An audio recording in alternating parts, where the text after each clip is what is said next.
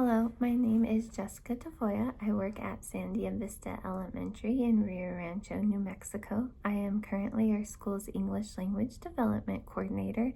I will be talking about some of my instructional strengths as well as the knowledge of my students.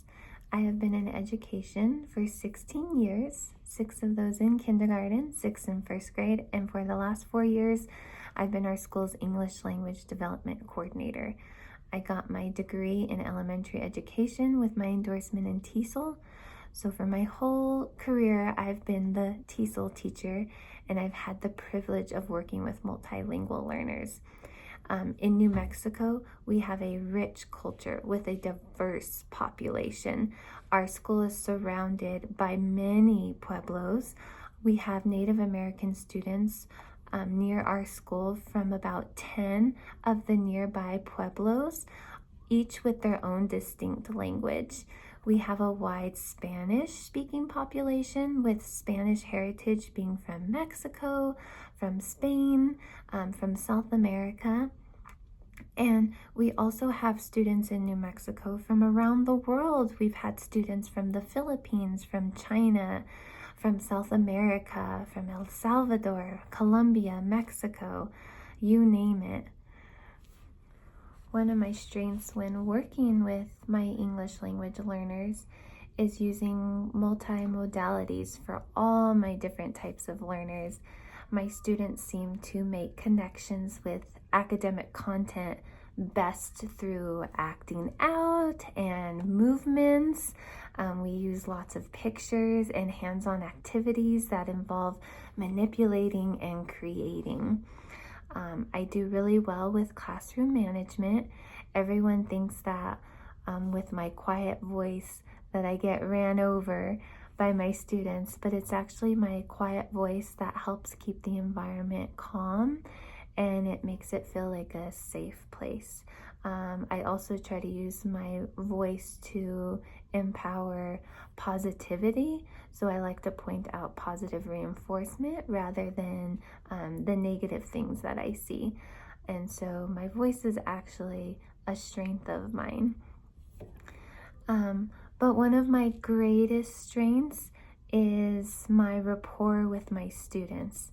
That has always been my priority in education, to first establish those relationships with my students and their families first. One thing that I've noticed when you establish that relationship between you and the student is that once you've built that, their academics and their ability to perform in school will come naturally once they feel like their environment is a safe place for them. Describing my leadership role, I am currently our school's English Language Development Coordinator.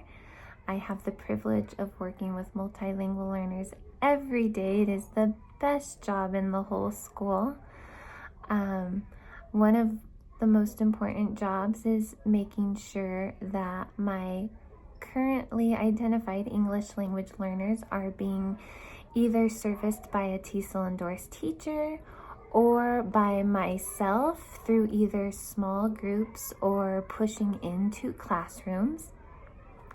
I also make sure and review any home language surveys for any potential English language learners to see if there's the possibility of screening for an English language development program, which our school does offer.